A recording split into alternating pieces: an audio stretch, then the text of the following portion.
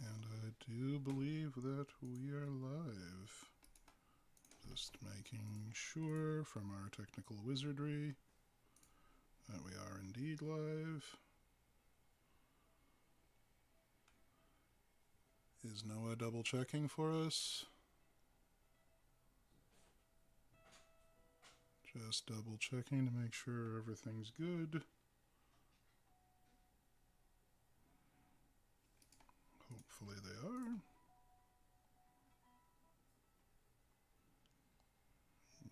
I think we are. Yeah. Okay. We are live now. All right. Welcome, viewers, or listeners, or something or other. Welcome to Virus Free Radio. I am your host, James, and accompanied again by our ever-talented minstrel, Ryan. Nicely done. We will be continuing our live reading of Bram Stoker's Dracula. A couple of quick announcements. Tomorrow at 1 o'clock on our Twitch channel. That's Virus Free Radio over at Twitch TV. Noah will be doing a live stream of Let's Play of Hollow Knight, continuing his adventures at 1 p.m. Eastern Time. We also have What's the Story with Cam coming up on Wednesday, also on our Twitch channel at 1 p.m. Eastern Time. And we will be continuing our own story here with Dracula on Thursday at 5:30 Eastern Time. We hope you can join us for any of all as it delights you. Why do I feel like there was something else I was going to say? Nah, can't be that important. All right, so pressing on. A quick recap of where we were before. Lucy had taken a turn for the worst when she seemed to be getting better. Dr. Seward had sent for Van Helsing to come with all speed back to England, and Mina had married her love Jonathan, and they are somewhere on the continent. And what is the Count's grand scheme in all of this? Well, I guess we'll have to continue to find out. So, here on Virus Free Radio, we continue with Bram Stoker's Dracula, Chapter 10. Letter, Dr. Seward to Honorable Arthur Holmwood, 6 September.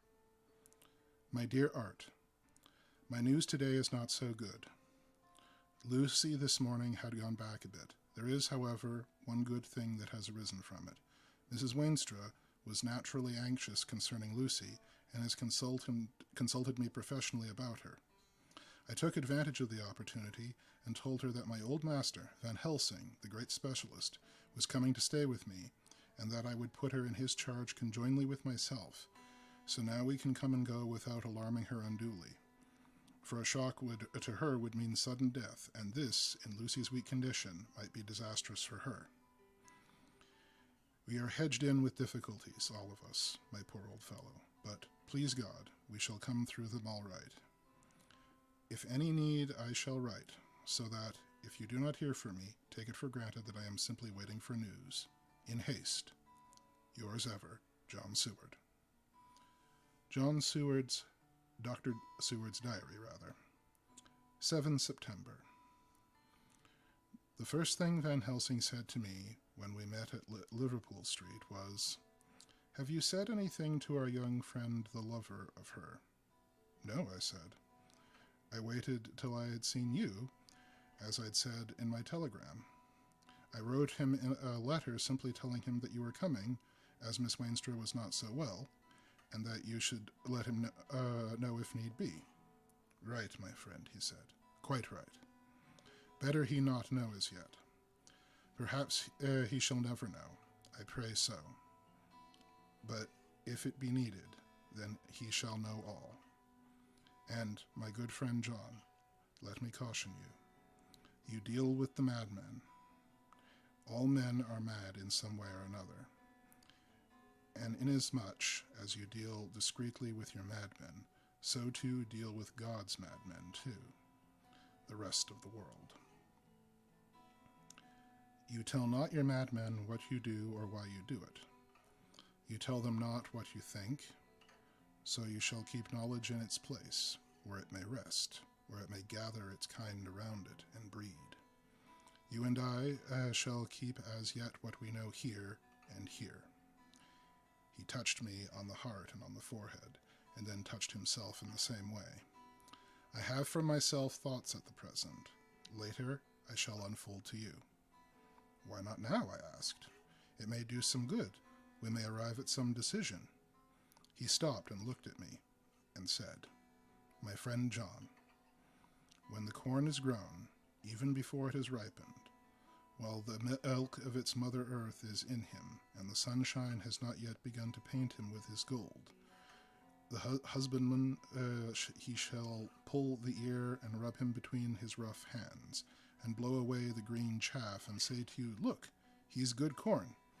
He will make good crop when the time comes. I did not see the application and told him so.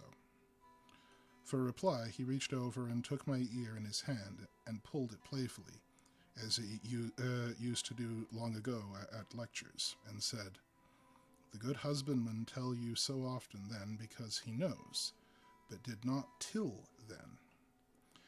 But you do not find the good husbandman dig up the planted corn to see if he grow. That is, for the children who play at husbandry, and not those who take it as the work of their life. See you now, friend John? I have sown my corn, and nature has her work to do in making it sprout.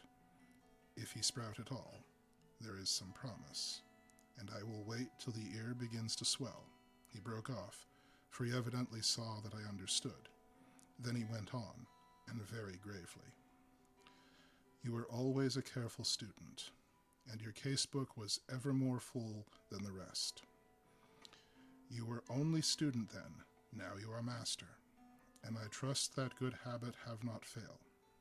Remember, my friend, that knowledge is stronger than memory, and we should not trust the weaker. Even if you have not kept the good practice, let me tell you that this case of our dear Mrs.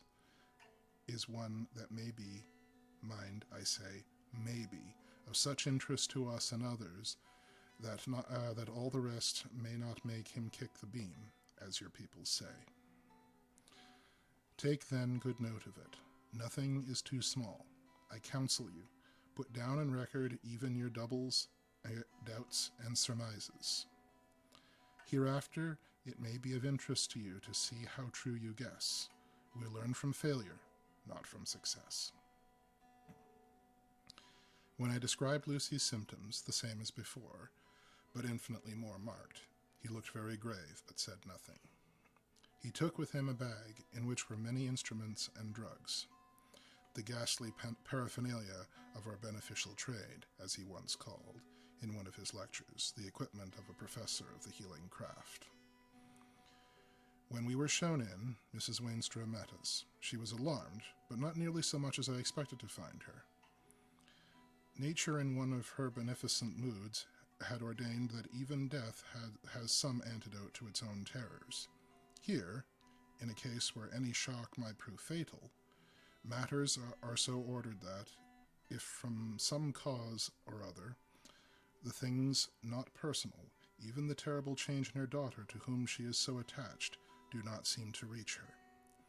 It is something like the way Dame Nature gathers around a foreign body an envelope of some insensitive tissue which can protect from evil that which it would otherwise harm by contact.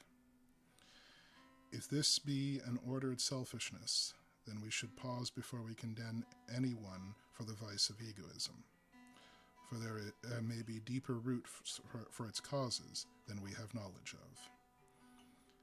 I used my knowledge of this phase of spiritual pathology and laid down a rule that she should not be present with Lucy or think of her illness more than was absolutely required. She assented readily, so readily that I saw again the hand of nature fighting for life. Van Helsing and I were shown to Lucy's room. If I was shocked when I saw her yesterday, I was horrified when I saw her today. She was ghastly, chalky pale. The red seemed to have gone even from her lips and gums, and the bones of her face stood out prominently. Her breathing was painful to see or hear. Van Helsing's face grew set as marble, and his eyebrows converged till they almost touched over his nose. Lucy lay motionless, and did not seem to have the strength to speak, so for a while we were all silent. Then Van Helsing beckoned me, and we went gently out of the room. The instant we closed the door, he stepped quickly along the passage to the next door, which was open. He then pulled me in quickly with him and closed the door. "My God," he said, "this is dreadful. There is no time to be lost. She will die for sheer want of blood to keep the heart's action as it should be. There must be transfusion of blood at once. Is it you or me?" "I am younger and stronger, Professor. It must be me." "Then get ready at once. I will bring up my bag. I am prepared." I went downstairs with him, and as we were going there was a knock at the hall door. When we reached the hall, the maid had just opened the door, and Arthur was stepping quickly in. He rushed up to me, saying in an eager whisper, "Jack, I was so anxious. I read between the lines of your letter and have been in agony. The dad was better, so I ran down here to see for myself. Is not that gentleman Dr. Van Helsing? I am so thankful to you, sir, for coming." When first the professor's eye had lit upon him, he had been angry at this interruption at such a time, but now, as he took in his stalwart proportions and recognized the strong manhood which seemed to emanate from him, his eyes gleamed. Without a pause, he said to him gravely as he held out one hand, "Sir, you have come in time. You are the lover of our dear miss. She is bad, very, very bad. Nay, my child, do not go like that." For he suddenly grew pale and sat down in a chair, almost fainting. You are to help her. You can do more than any that live, and your courage is your best help." "What can I do?" asked Arthur hoarsely. "Tell me, and I shall do it. My life is hers, and I would give the last drop of blood in my body for her." The professor had a strongly humorous side, and I could, from old knowledge, detect an origin of the answer's trace. "My young sir, I do not ask so much as that, not the last." "What shall I do?" There was fire in his eyes, and his open nostril quivered with intent. Van Helsing slapped him on the shoulder. "Come," he said. "You are a man, and it is a man we want. You are better than me, better than my friend John."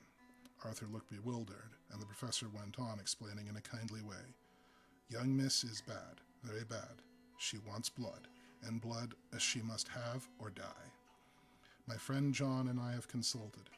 We are about to perform what we call a transfusion of blood, to transfer from full veins to one of the empty veins which pine for them. John was to give his blood, as he is more young and strong than me." Here Arthur took my hand and wrung it in silence. "But now you are here. You are more good than us, old or young, who toil much in the world of thought.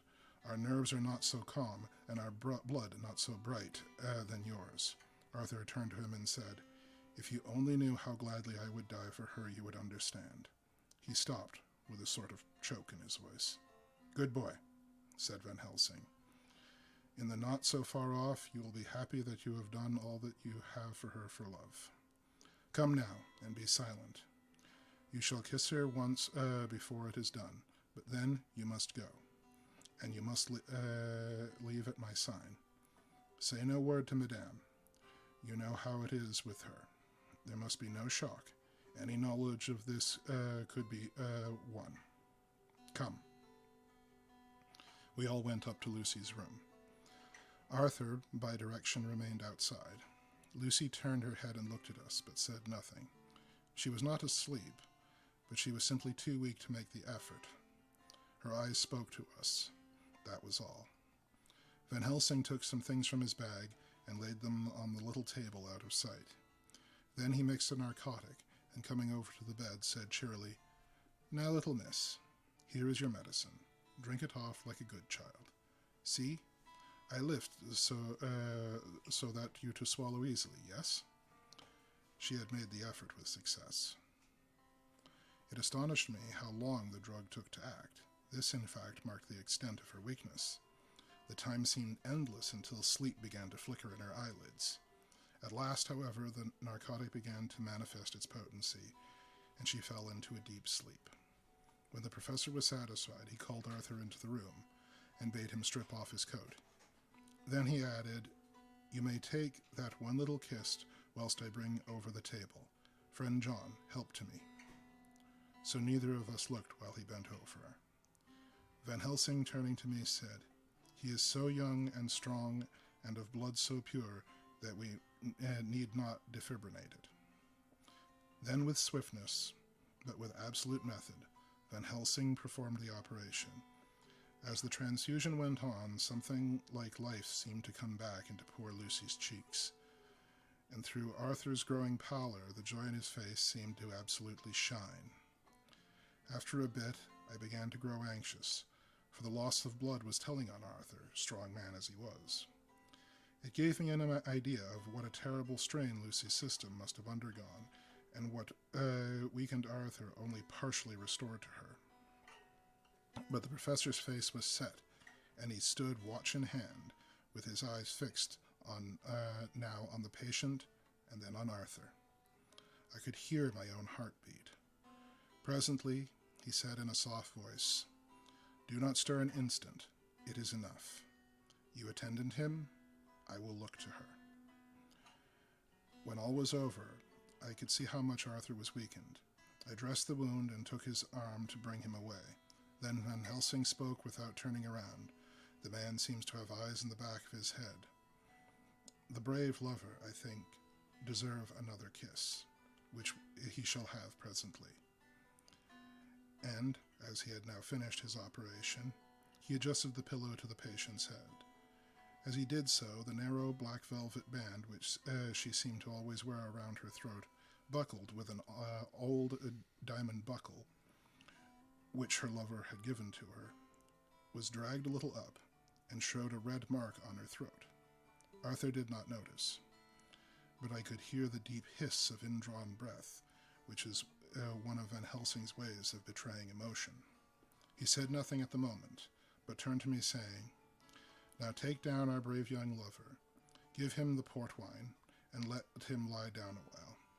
He must then go home and rest, sleep much and eat much, that he may be recruited of what he is so given to his love. He must not stay here. Hold a moment. I may take it, sir, that you are anxious of result? Then bring it with you that always the operation is successful. You have saved her life this time, and you can go home and rest easy in mind that all that can be is. I shall tell her all when she is well. She shall love you none the less for what you have done. Goodbye." When Arthur had gone, I went back into the room. Lucy was sleeping gently, but her breathing was stronger. I could see the counterpane move as her breast heaved.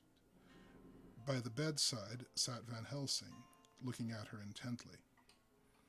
The velvet band again covered the red mark. I asked the professor in a whisper, "What do you make of that mark on her throat?" "What do you make of it?" "I have not examined it yet," I answered, and then and there proceeded to loose the band. Just over the external jugular vein there were 2 punctures, not large, but not wholesome looking. There was no sign of disease, but the edges were white and worn looking, as if by some triation. It at once occurred to me that this wound, or whatever it was, might be the means of the manifest of blood loss, but I abandoned the idea as soon as formed, for such a thing could not be. The whole bed would have been drenched to a scarlet with the blood, which the girl must have lost to leave such a pallor as she had before the transfusion. "Well, Van Helsing?" "Well," said I can make nothing of it." The professor stood up. "I must go back to Amsterdam tonight," he said. "There are books and things there which I want. You must remain here all night, and you must not let your sight pass from her. Shall I have a nurse? I asked. We are the best nurses, you and I. You keep watch all night. See that she is well fed, and that nothing disturbs her. You must not sleep all night. Later on we can sleep, you and I. I shall be back as soon as possible, and then we may begin. May begin, I said. What on earth do you mean? We shall see, he answered, as he hurried out. He came back a moment later and put his head inside the door and said, with a warning finger held up, Remember, she is in your charge. If you leave her and harm befall, you shall not sleep easy hereafter.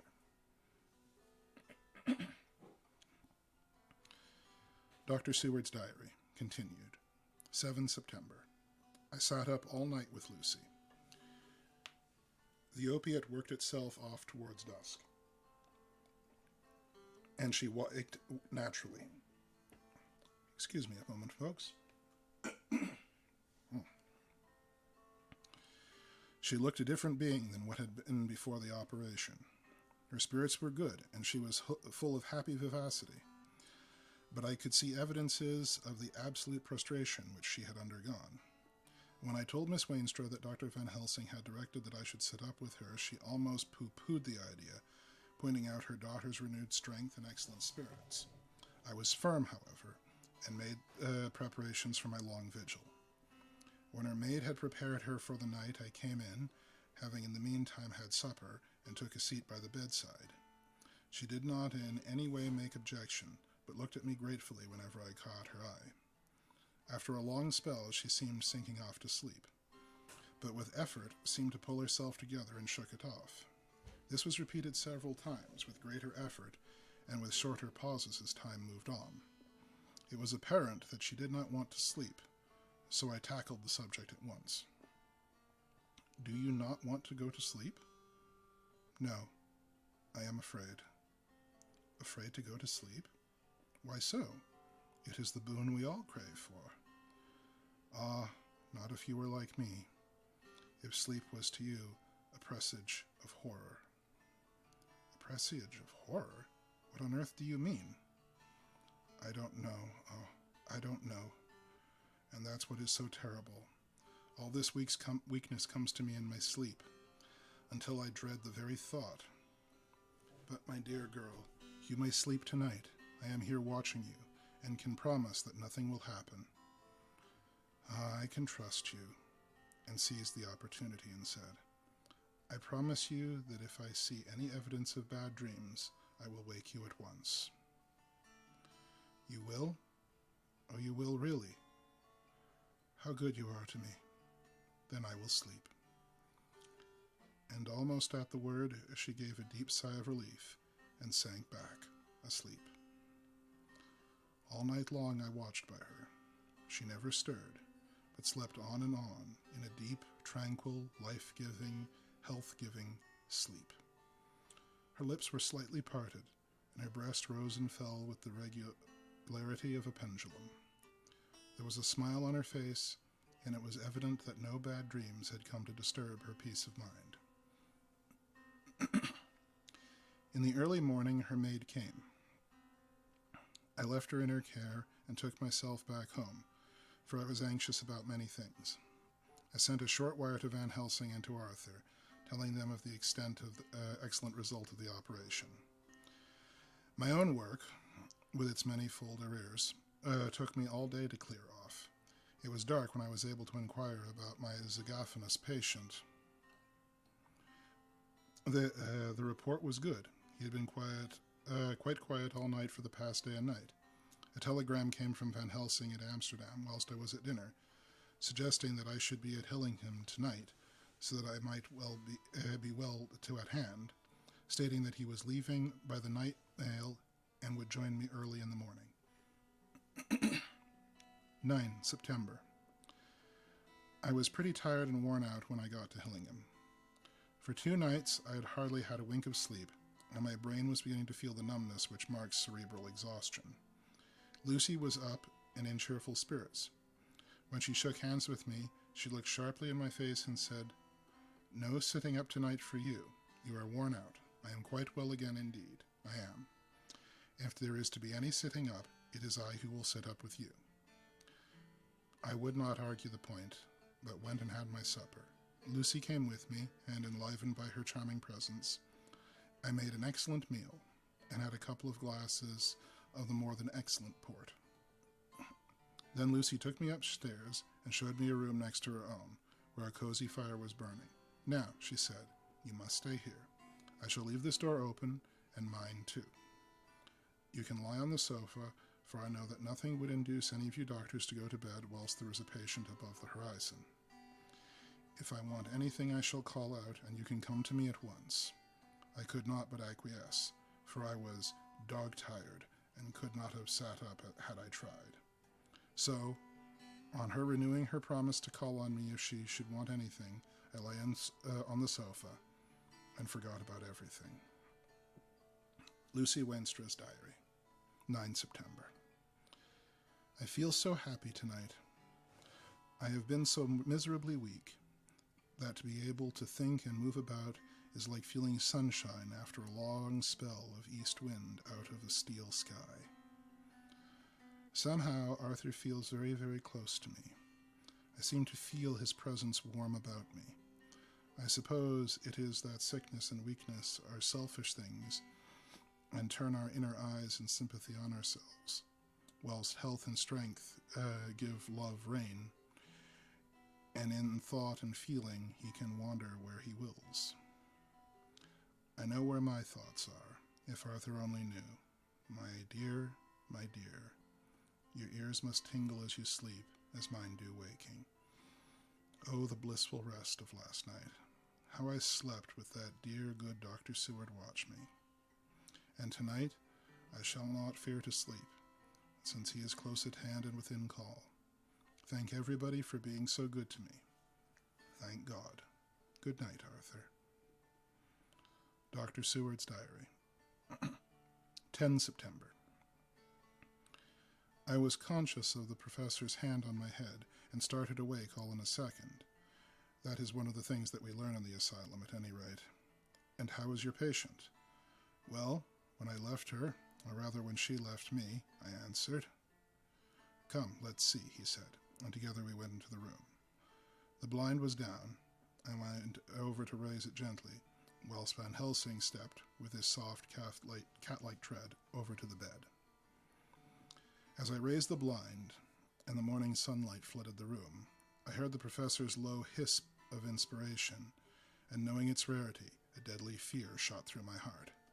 As I passed over, he moved back, and his exclamation of horror, Gott in Himmel, needed no enforcement from his agonized face. He raised his hand and pointed to the bed, and his iron face was drawn and ashen white. I felt my knees began to tremble. There, on the bed, seemingly in a swoon, lay poor Lucy, more horribly white and wan-looking than ever. Even the lips were white, and the gums seemed to have shrunken back from the teeth, as we sometimes see in a corpse after a prolonged illness. Van Helsing raised his foot to stamp in anger, but the instinct of his life and all his long years of habit stood to him, and he put it down again softly. Quick, he said, bring the brandy. I flew into the dining room and returned with the decanter. He wetted the poor white lips with it, and together we rubbed palm and wrist and heart. He felt her heart, and after a few moments of agonizing suspense, he said, It is not too late. It beats, though but feebly. All our work is undone. We must begin again. There is no young Arthur here now. I have to call on you yourself this time, friend John. As he spoke, he was dipping into his bag and producing the instruments for transfusion. I had taken off my coat and rolled up my shirt sleeve. There was no possibility of an opiate just at present, and no need of one, and so, without a moment's delay, we began the operation. After a time, it did not seem a short time either, for the draining away of one's blood, no matter how willingly given, is a terrible feeling. Van Helsing held up a warning finger. Do not stir, he said, but I fear that with growing strength she may wake, and that would make danger, oh, so much danger. But I shall precaution take. I shall give hypodermic injection of morphia. He proceeded then, swiftly and deftly, to carry out his intent. The effect on Lucy was not bad, for the faint seemed to merge subtly into the narcotic sleep. It was with a feeling of personal pride that I could see a faint tinge of color steal back into the pallid cheeks and lips. No man knows until he experiences it, what it is to feel his own life's blood drawn away into the veins of a woman he loves. The professor watched me critically. "Will that do?" he said. "Already?" I remonstrated. You took a great deal more from Art." To which he smiled, a sad sort of smile, as he replied, "He is her lover, her fiancé. You have work, much work to do for her and for others, and the present will suffice." When we stopped the operation, he attended to Lucy, whilst I applied digital pressure to my own incision. I laid down, and whilst I waited his leisure to attend to me, for I felt faint and a little sick. By and by he bound up my wound and sent me downstairs to get a glass of wine for myself. As I was leaving the room, he came after me and half whispered, "Mind, nothing must be said of this. If our young lover should turn up unexpected, as before, no word to him. It would at once frighten him and enjealous him too. There must be none. So." Then I came back. He looked at me carefully and said, "You are not much the worse. Go to the room and lie on your sofa and rest a while. Then have much breakfast and come here to me." I followed out his orders, for I knew how right and wise he was. I had done my part, and now my next duty was to keep up my strength. I felt very weak, and the weakness lost something of the amazement of what had occurred. I fell asleep on the sofa, however, wondering over and over again how Lucy had made such a retrograde movement, and how she could have been drained of so much blood with no sign anywhere to show for it. I think I must have continued my wonder in my dreams, for, sleeping and waking, my thoughts always came back to the little punctures on her throat and the ragged, exhausted appearance at their edges, tiny though they were. Lucy slept well into the day, and when she spoke, she was fairly well and strong, though not nearly so much as the day before. When Van Helsing had seen her, he went out for a walk, leaving me in charge, with strict injunctions that I was not to leave her for a moment. I could hear his voice in the hall, asking the way to the nearest telegraph office. Lucy chatted with me freely, and seemed quite unconscious that anything had happened. I tried to keep her amused and interested. When her mother came up to see her, she did not seem to notice any change whatsoever, but said to me gratefully, "We owe you so much, Dr. Seward, for all you have done. But you really must now take care not to overwork yourself. You are looking pale yourself. You want a wife to nurse and to look after you a bit, that you do." As she spoke, Lucy turned crimson, though it was only momentarily, for her poor wasted veins could not stand for long such an unwonted drain to the head. The reaction came in excessive pallor as she turned imploring eyes to me. I smiled and nodded, and laid my finger on my lips. With a sigh, she sank back amid her pillows. Van Helsing returned in a couple of hours, and presently said to me, "Now you go home, and eat much, and drink enough. Make yourself strong. I stay here tonight, and I shall sit up with the little miss myself. You and I must watch the case, and we must have none other to know. I have grave reasons. No, do not ask them. Think what you will. Do not fear to think even the most not probable. Good night." In the hall, two of the maids came to me, and asked if they or either of them might not sit up with Miss Lucy. They implored me to let them, and when I said it was Dr. Van Helsing's wish that neither he or I should sit up, they asked quite piteously to intercede with the, quote, "foreign gentleman," unquote. I was much touched by their kindness. Perhaps it's because I'm weak at present, and perhaps it's because it was on Lucy's account that their devotion was manifested. for over and over again I have seen similar instances of women's kindness. I got back here in time for a late dinner, went my rounds, all well, and set this down whilst waiting for sleep. It is coming. 11 September. This afternoon I went over to Hillinghamn, found Van Helsing in excellent spirits and Lucy much better.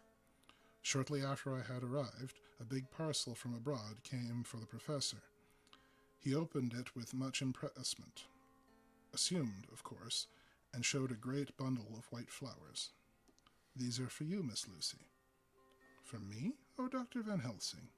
Yes, my dear, but not for you to play with. These are medicines. Here Lucy made a wry face. Nay, but they are not to take in decoration or in nauseous form. So you need not snub that so charming nose, or I shall point out to my friend Arthur what woes he may have to endure in seeing so much beauty that he so loves and such distorted. Ah, my pretty miss, that bring the so nice nose all straight again. This is medicinal, but you do not know how. I will put him on your window. I make a pretty wreath and hang him around your neck so that you sleep well. Oh yes, they, like the lotus flower, make your trouble forgotten.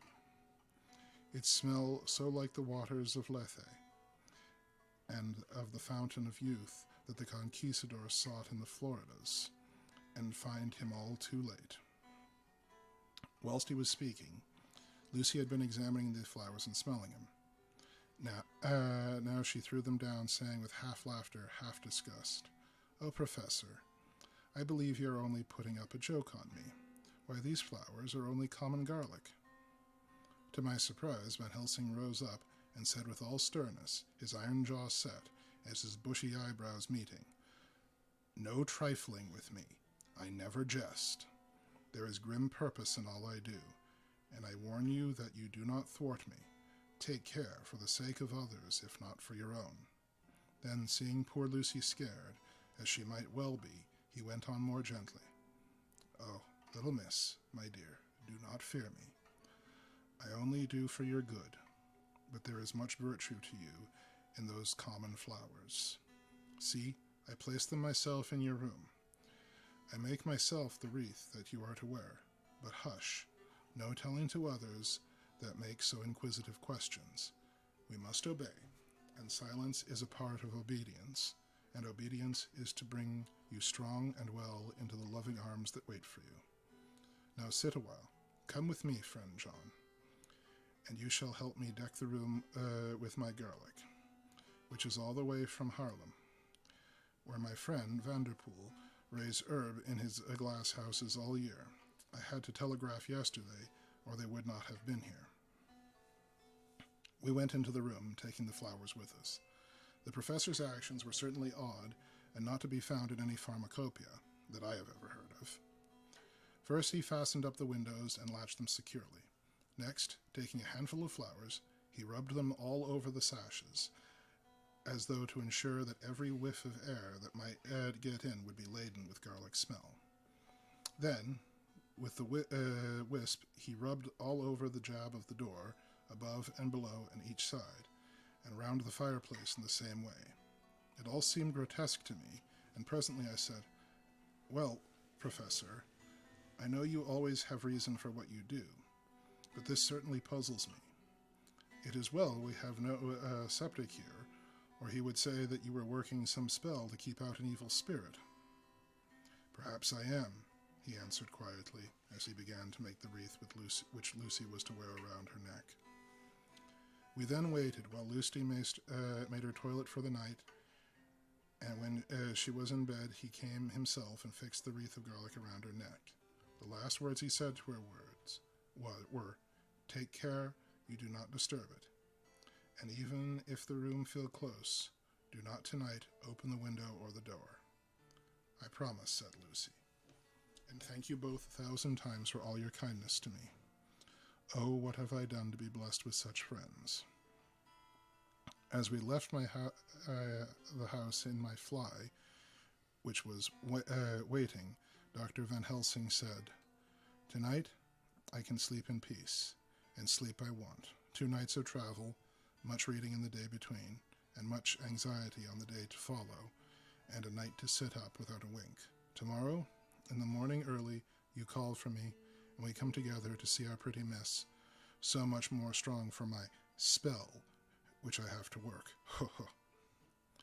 He seemed so confident that I, remembering my own confidence 2 nights before, with the baneful result, felt awe and vague terror. It must have been my weakness that made me hesitate to tell it to my friend, but I felt it all the more, like unshed tears.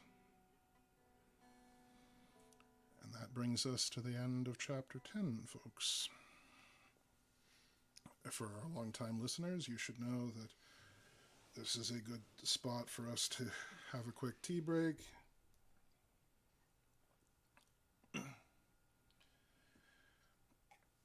My throat seems to be a tad dry today. And also a chance to give our minstrel a chance to dislocate his fingers from his hands and hopefully relocate them. So, well, the doctor's got it all figured out. We can go home, right, minstrel? Yeah. It's all good, folks. It's all good. One more cup of tea. Or sip of tea. Yeah, a whole cup, sure. Yeah, there we go. All right, then. Well, then let us return to Bram Stoker's Dracula, Chapter 11. Lucy Wainstra's Diary, 12 September. How good they all are to me. I quite love that dear Dr. Van Helsing. I wonder why he is so anxious about these flowers. He positively frightened me. He was so fierce. Yes, he must have been right, for I feel comfort from them already. Somehow I do not dread being alone tonight, and I can go to sleep without fear. I shall not mind any flapping outside the window. Oh, the terrible struggle that I've had against sleep so often of late. The pain of sleeplessness, or the pain of the fear of sleep, with such unknown horrors as it has been for me. How blessed are some people whose lives have no fears, no dreads, to whom sleep is a blessing that comes nightly and brings nothing but sweet dreams. Well, here I am tonight, hoping for sleep, and lying like Ophelia in the play with, quote, virgin krantz and maiden strudiments, unquote. I never liked garlic before, but tonight it is delightful. There is peace in its smell. I feel sleep coming already. Good night, everybody. Dr. Seward's Diary, 13 September. Called at the Berkeley and found Van Helsing, as usual, up to time. The carriage ordered from the hotel was waiting. The professor took his bag, which he always brings with him now. Let all be put down exactly. Van Helsing and I arrived at Hillingham at 8 o'clock. It was a lovely morning. The bright sunshine and all the fresh feeling of early autumn seemed like the compilation of nature's annual work. The leaves were turning all kinds of beautiful colors, but had not yet begun to drop from the trees. When we entered, we met Mrs. Wainstra's coming out of the morning room. She was always an early riser, and greeted us warmly and said, "You will be glad to know that Lucy is better. The dear child is still asleep. I looked into her room and saw her, but did not go in, lest I should disturb her." The professor smiled and looked quite jubilant. He rubbed his hands together and said, "Aha! I thought I had diagnosed the case. My treatment is working." To which he answered, "You must not take all the credit yourself, doctor. Lucy's state this morning is due in part to me." "How do you mean, ma'am?" asked the professor. "Well, I was anxious about the dear child in the night and went into her room. She was sleeping soundly, so soundly that even my coming did not wake her. But the room was awfully stuffy. There were a lot of those horrible, strong-smelling flowers about everywhere, and she'd actually had a bunch of them around her neck. I feared that the heavy odor would be too much for the dear child in her weak state, so I took them all away and opened a bit of the window to let some of the fresh air in. You'll be pleased with her, I'm sure." She moved off into her boudoir, where she usually breakfasted early. As she had spoken, I watched the professor's face and saw it turn ashen gray. He'd been able to retain his self-command whilst the poor lady was present, for I knew her state and how mischievous a shock would be. He actually smiled on her as he held open the door for her to pass into the room. But the instant as she had disappeared, he pulled me suddenly and forcibly into the dining room and closed the door. Then, for the first time in my life, I saw Van Helsing break down. He raised his hands over his head in a sort of mute despair, and then beat his palms together in a helpless way. Finally, he sat down in a chair, and putting his hands on his face, began to sob, with loud, dry sobs that seemed to come from the very racking of his heart. Then he raised his arms again, as though appealing to the whole universe. "God, God, God," he said, "what have we done? What has this poor thing done? There we were, so beset. Is there fate amongst us still, sent down from the pagan world of old, that such things must be, and in such way?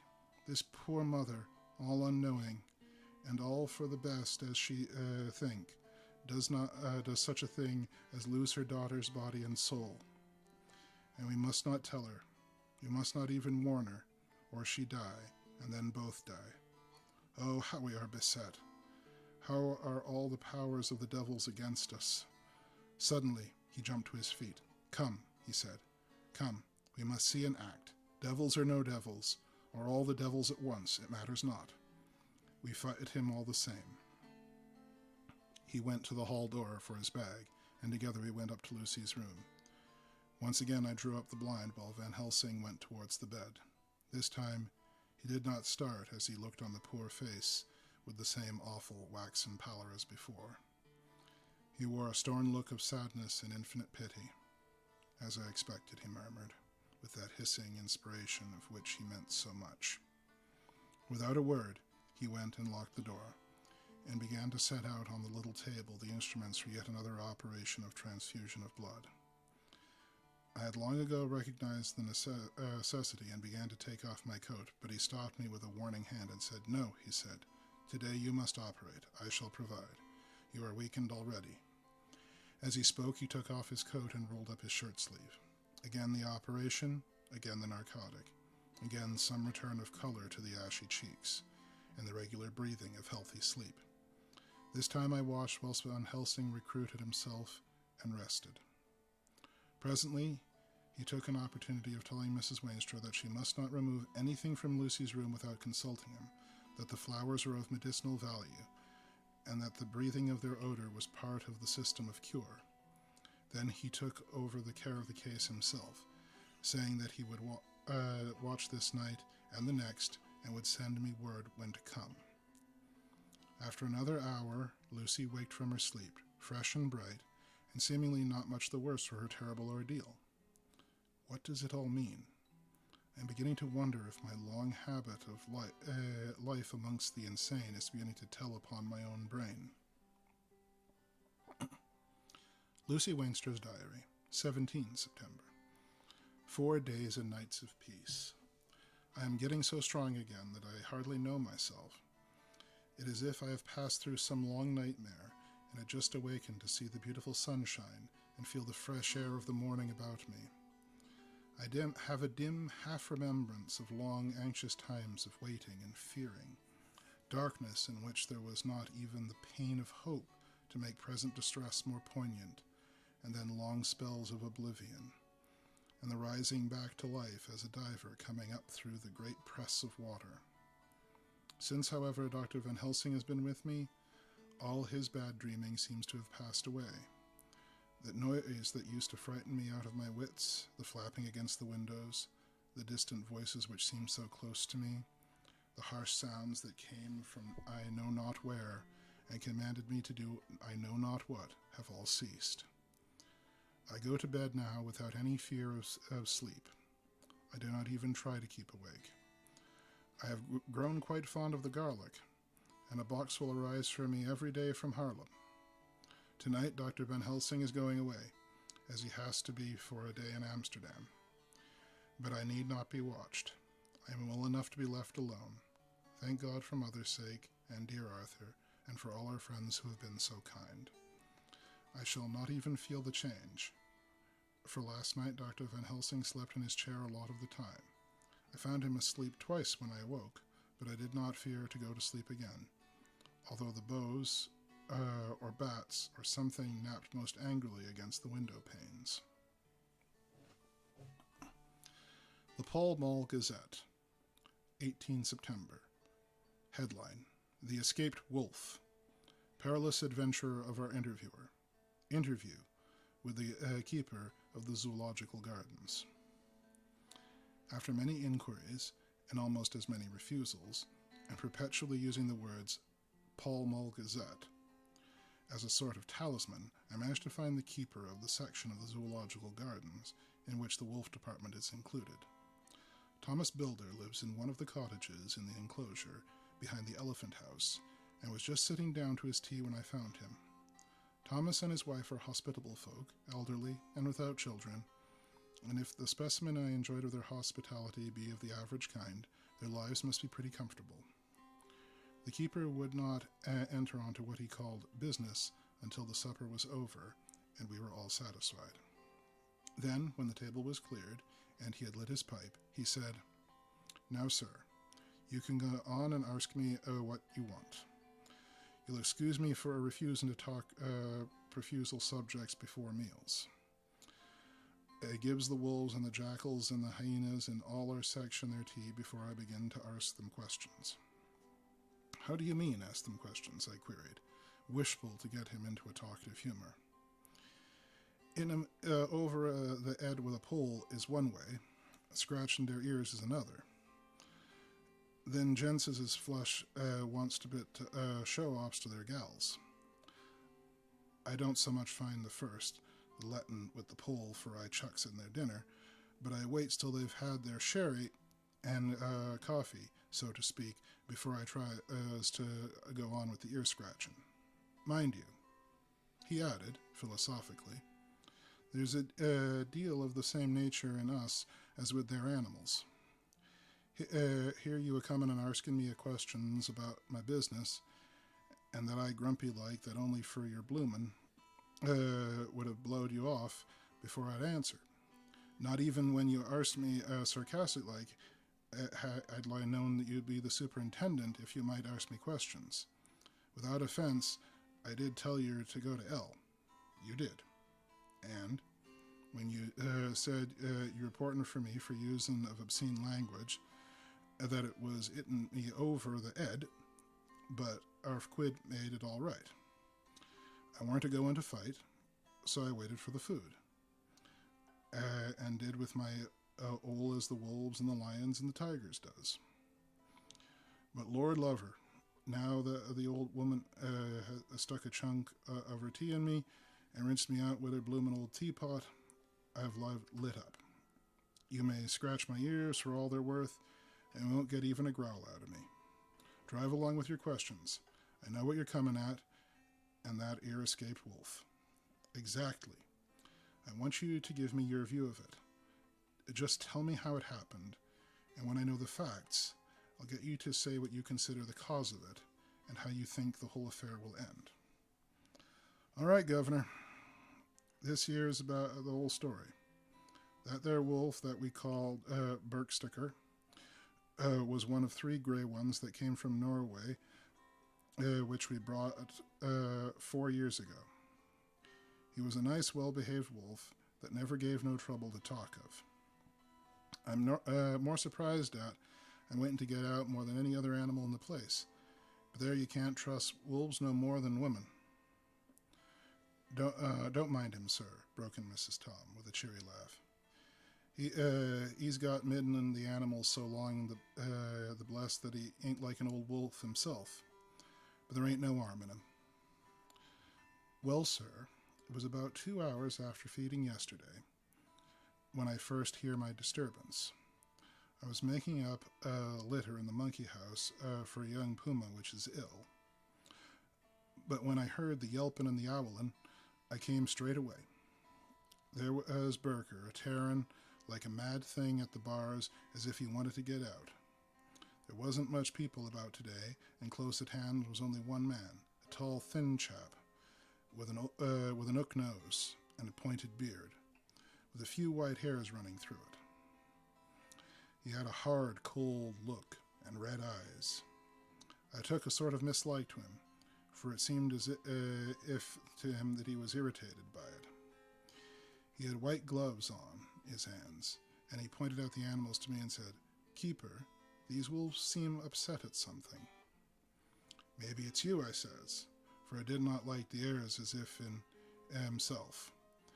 He didn't get angry, as I'd hoped he would, but he smiled a kind of insolent smile, with a mouth full of white, sharp teeth. "Oh no, they wouldn't like me," he says. "Oh yes, they would," I said, imitating him.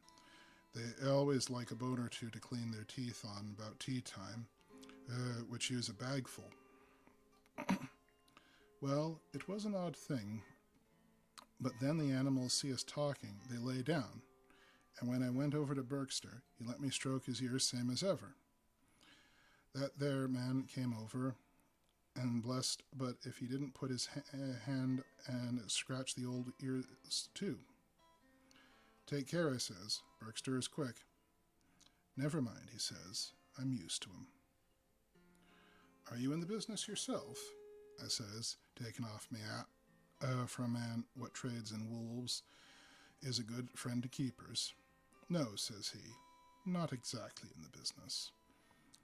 But I've made pets of several."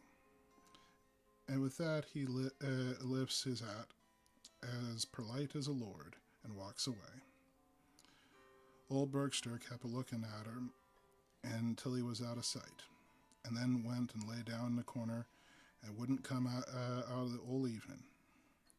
Well, last night, so soon as the moon was up, the wolves were all a-howling, and weren't nothing to do for them to do but howl at. There weren't no one near, except some once that was evidently calling a dog somewheres out back in the gardens in the Park Road. Once or twice I went out to see it was all right, and it was, and then the howling stopped. Just before 12 o'clock, I just took a look around the house before turning in, and bust me, but when I came opposite the old Berkster's cage, I see the rails broken and twisted about, and the cage empty, and that's all I know for certain. Did anyone else see anything? One of our gardeners was a-coming home about the time from an armory, and he says a big gray dog coming out through the garden's edges. At least so he says. But I don't give much for it myself, for if he'd never said a word about it to his missus when he'd got home, and only after the escape of the wolf was made known that we'd been up all night hunting of the park for Berkster, and he remembered seeing anything, my own belief was that he got it out of his own head. Now, Mr. Builder, can you account in any way for the escape of the wolf? Well, sir, he said with a suspicious sort of modesty, I think I can, but I don't know as how you'd be satisfied with the theory. I certainly shall. If a man like you, who knows the animals from experience, can hazard a good guess at any rate, who is even to try? Well then, sir, I accounts for it this way. It seems to me that Earwolf escaped, simply because he wanted to get out. From the hearty way that both Thomas and his wife laughed at the joke, I could see that it had done service before, and that the whole explanation was simply an elaborate sell. I couldn't cope with badinage, with the wordy Thomas, but I thought I knew a surer way to his heart, so I said, Now, Mr. Builder, we'll consider that first half-sovereign worked off, and this brother of his was waiting to be calmed when you told me what you think will happen. Right you are, sir, he said briskly. You'll excuse me, I know, for chaffing you a little, but the old woman here winked at me, which was as much as me telling me to go on. Well, I never, said the old lady. My opinion is this, that there wolf is idling off somewheres. The gardener what didn't remember said he was a-galloping northward faster than a horse could go, But I don't believe him, for you see, wolves don't gallop no more than dogs does, and they ain't being built that way. Wolves is fine things in a storybook, and I dare say that they gets in packs and does some chaving something more than a fear that can be made the devil in a noise and cup shop, whatever it is. But Lord bless you, in real life, a wolf is only a low creature, not half so clever or bold as a good dog, and not half a quarter so much a fight in him. This one ain't been around or used to fighting or even proving himself, and more like he's somewhere around in a park idling and a shivering off, if he thinks at all, wondering where he's going to get breakfast from, or maybe he's got down some area in a coal cellar. My eye, won't some cook get a rum start when she sees his green eyes shining back out of her at the dark? If he can't get food, he's bound to look for it, and mayhap he may chance to light on a butcher's shop in time. If he doesn't, and some nursemaid goes a-walking off with the soldier, leaving off a hayfint in the, well, I shouldn't be surprised if the census is one babbly the less. That's all. I was handing him the half-sovereign when something came bobbing up against the window, and Mr. Builder's face doubled its natural length with surprise. God bless me, he said. If there ain't old Bergster come back itself. We went to the door and opened it. A most unnecessary proceeding, it seemed to me. I have always thought that a wild animal never looks so well as when some obstacle of pronounced durability is between us. A personal experience has intensified rather than diminished that idea. After all, however, there is nothing like custom, for neither Builder nor his wife thought any more of the wolf than I should a dog. The animal itself was as peaceful and well-behaved as that father of all picture wolves, Red Riding Hood's quondam friend, whilst moving her confidence in masquerade. The whole scene had an unutterable mixture of comedy and pathos. The wicked wolf that for half a day had paralyzed London and set all the children in town shivering in their shoes was there in a sort of penitent mood, and was received and petted like a sort of vulpine prodigal son. Old Builder examined him all over with most tender solitude, and when he had finished with his patient, he said, "There, I know the poor old chap would get into some kind of trouble. Didn't I say it all along? Here's his head all cut and full of broken glass. He'd been getting over something bloomin' wall or other. It's a shame that people are allowed to top the walls with broken bottles. Here's what comes of it. Come along, Bergster." He took the wolf and locked him up in a cage with a piece of meat that satisfied, in quantity at any rate, the elementary conditions of the fatted calf, and went off to report. I came off too, to report only the exclusive information that is today regarding the strange escapade at the zoo. Dr. Seward's Diary, 17 December. I was engaged after dinner in my study posting up my books, which, through press of other work and the many visits to Lucy, had fallen sadly into arrear. Suddenly, the door was burst in, and in rushed my patient, with his face distorted with passion. I was thunderstruck, for such a thing as a patient getting in of his own accord to the superintendent's study is most unknown. Without an instant's pause, he made straight for me.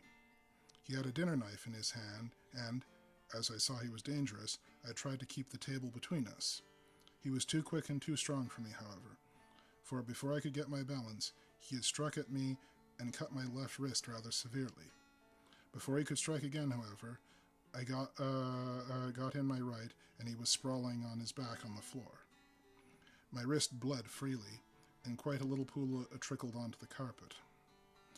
I saw that my friend was not intent on further effort, and occupied myself binding up my wrist, keeping a wary eye on the prostrate figure at all time. When the attendants rushed in, and we turned our attention to him, his employment positively sickened me. He was lying on his belly on the floor, licking up like a dog the blood which had fallen from my wounded wrist. He was easily secured, and, to my surprise, went with the attendants quite placidly, simply repeating over and over again, "The blood is the life. The blood is the life." I cannot afford to lose blood at present. I have lost too much of late for my physical good, and then the prolonged strain of Lucy's illness and its horrible phases is telling on me. I am overexcited and weary, and I need rest, rest, rest. Happily, Van Helsing has not summoned me, so I need not forego my sleep tonight. I could not do well without it. Telegram. Van Helsing, Antwerp, to Seward, Carfax. Sent to Carfax, Sussex, as no country given. Delivered late by 22 hours. 17 September. Do not fail to be at Hillingham tonight. If not watching all the time frequently, visit and see that the flowers are as placed. Very important. Do not fail. Shall be with you as soon as possible after arrival. Dr. Seward's Diary. 18 September. Just off the train to London. The arrival of Van Helsing's telegram filled me with dismay. A whole night lost, and I know by bitter experience what may happen in a night. Of course it is possible that all may be well, but what may have happened? Surely there is some horrible doom hanging over us that every possible accident could thwart us in all we try to do. I shall take this cylinder with me, and then I can contemplate my entry on Lucy's phonograph. Memorandum left by Lucy Wainstra. 17 September, night. I write this and leave it to be seen, so that no one may by any chance get into trouble through me. This is an exact record of what took place tonight. I feel I am dying of weakness, and I have barely strength to write, but it must be done if I die in the doing. I went to bed as usual, taking care that the flowers were placed as Dr. Van Helsing directed, and soon fell asleep. I was waked by the flapping at my window, which had begun after that sleepwalking on the cliff at Whitby when Mina saved me, and which now I know so well.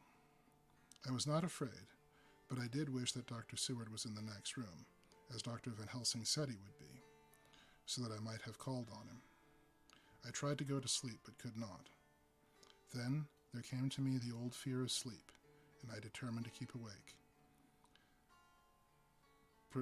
Previously, sleep would try to come.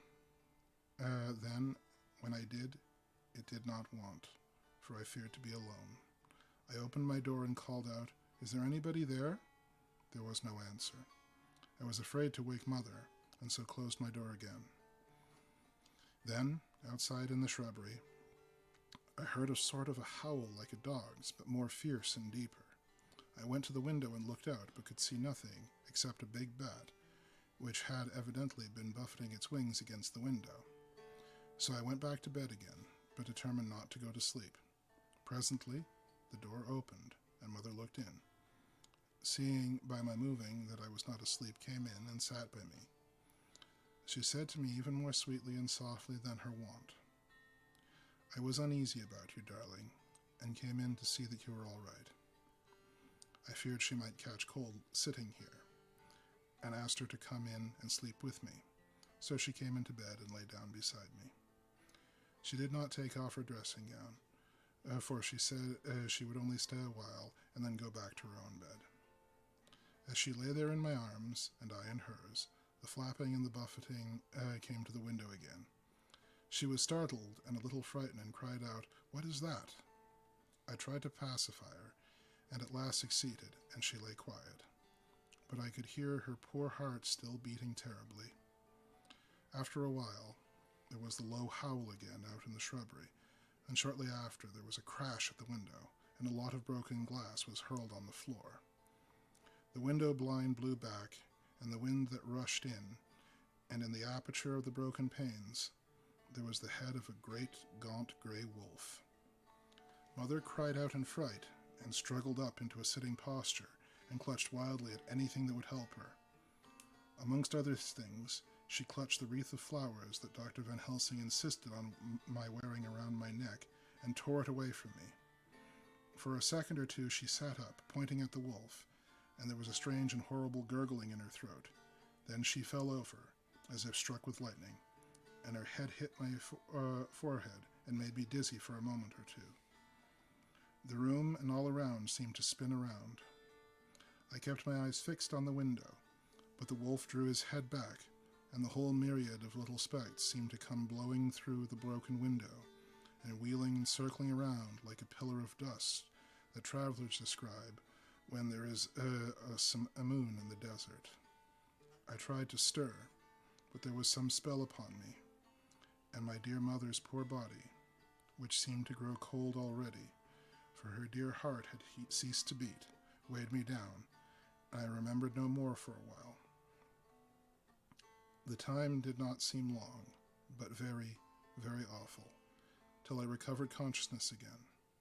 Somewhere, near, a passing bell was tolling. The dogs all around the neighborhood were howling, and in our shrubbery, seemingly just outside, a nightingale was singing. I was dazed and stupid with pain and terror and weakness, but the sound of the nightingale seemed like the voice of my dead mother come back to comfort me. The sound seemed to have wakened the maids too, for I could hear their bare feet pattering outside my door. I called to them, and they came in. When they saw what happened, and what lay over me on the bed, they screamed out. The wind rushed in through the broken window, and the door slammed to. They lifted off the body of my dear mother, and later covered it up with a sheet on the bed after I had got up. They were so frightened and nervous that I directed them to go to the dining room and each have a glass of wine. The door flew open for an instant and closed again. The maids shrieked, and then went in a body to the dining room, and I laid what flowers I had on my dear mother's breast. When they were there, I remembered what Dr. Van Helsing had told me, but I didn't like to remove them, and, besides, I would have some servants to sit up with me now. I was surprised that the maids did not come back. I called them, but got no answer, so I went to the dining room to look for them. My heart sank when I saw what had happened. They, all four, lay helpless on the floor, breathing heavily. The decanter of sherry was on the table, half full, but there was a queerer, acrid smell about. I was suspicious and examined the decanter. It smelt of laudanum, and looking on the sideboard, I found that the bottle which Mother's doctor uses for her, did use, was empty. What am I to do? What am I to do? I am back in the room with Mother. I cannot leave her, and I am alone, save for the sleeping service, whom someone has drugged. Alone with the dead, I dare not go out, for I can hear the low howl of the wolf through the broken window. The air seems full of specks, floating and circling in the draught from the window, and the lights burn blue and dim. What am I to do? God shield me from harm this night. I shall hide this paper in my breast, where they shall find it when they come to lay me out. My dear mother gone, it is time that I go too. Goodbye, dear Arthur. If I should not survive this night, God keep you dear, and God help me.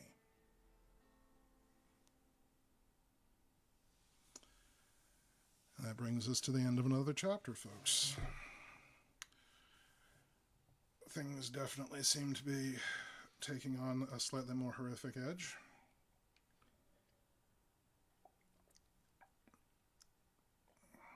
But hopefully our intrepid heroes will intercede in time.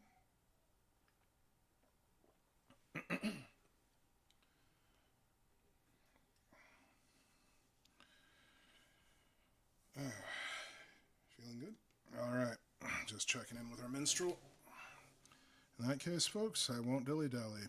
Back to Bram Stoker's Dracula, Chapter 12. Dr. Seward's Diary, 18 September. I drove at once to Helsing and arrived early. Keeping my cab at the gate, I went up the avenue alone. I knocked gently and rang as quietly as possible, for I feared to disturb Lucy or her mother, and hoped to only bring a servant to the door. After a while, finding no response, I knocked and rang again, still no answered.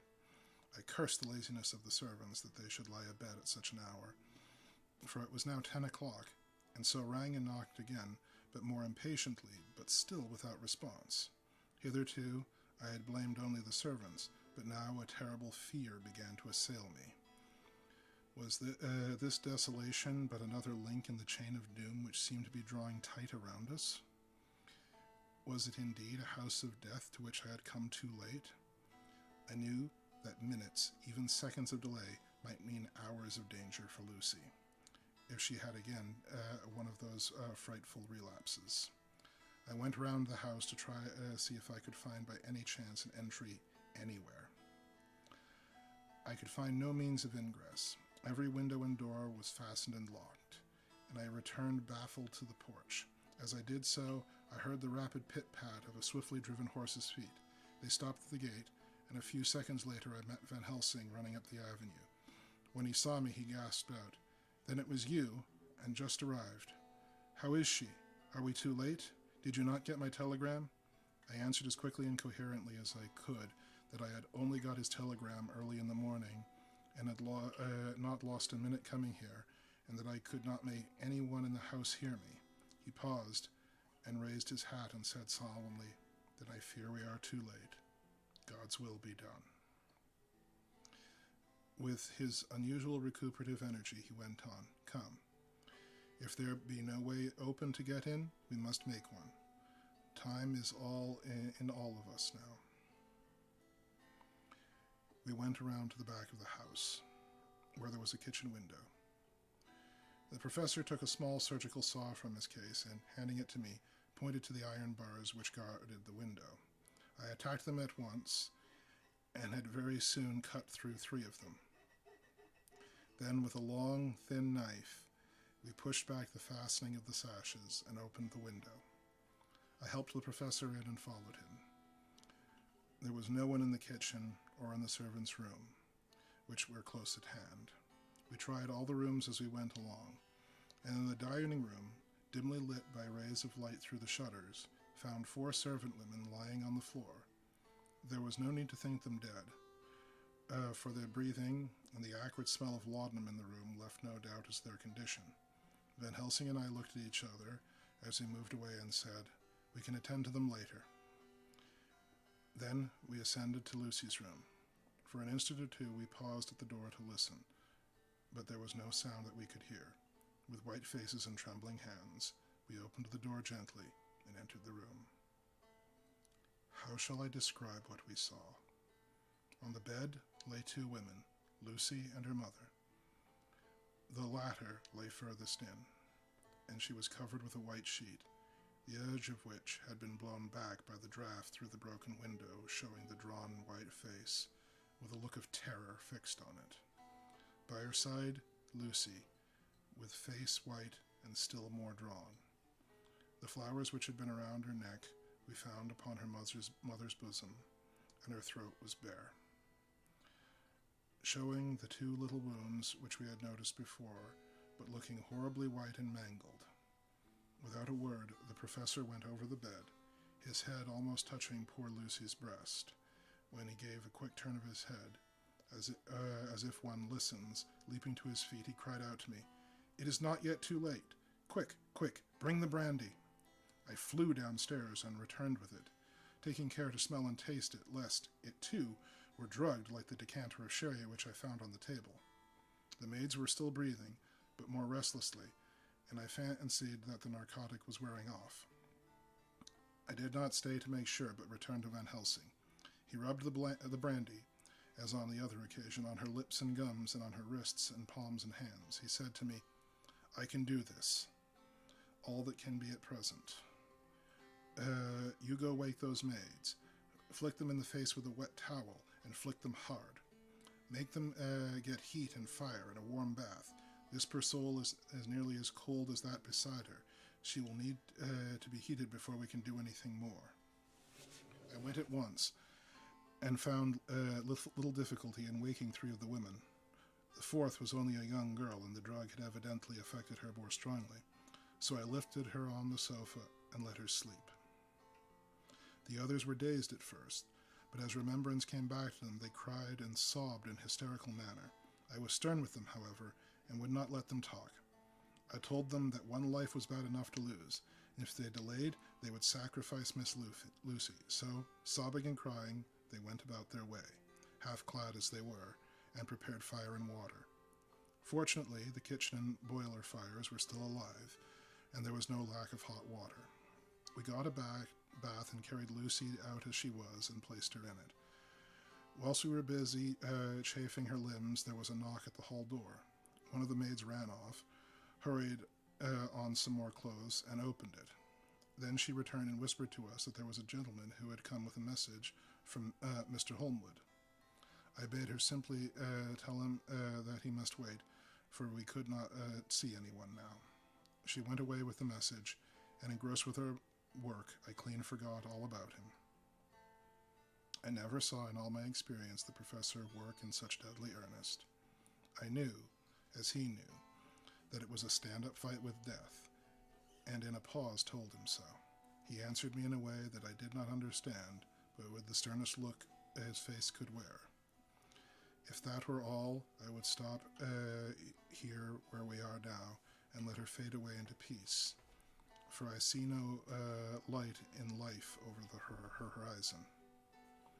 He went on with his work, which, if possible, renewed and with even more frenzied vigor. Presently, we both began to be cautious that the heat was beginning to have some effect. Lucy's heart beat a trifle more audibly to the stethoscope, and her lungs had a perceptible movement. Van Helsing's face almost beamed, and we lifted her from the bath and rolled her in a hot sheet to dry her, and he said to me, "The first gain is ours. Check to the king." We took Lucy into another room, which by now had been prepared, and laid her in bed and forced a few drops of brandy down her throat. I noticed that Van Helsing tied a soft silk handkerchief around her throat. She was still unconscious, and quite as bad as she was, if not worse than when we had ever seen her. Van Helsing called in one of the women and told her to stay with her, and not to take her eyes off her until we returned, and then beckoned me out of the room. "We must consult as to what's to be done," he said, as we descended the stairs. In the hall he opened the dining room door, and we passed in, closing the door carefully behind him.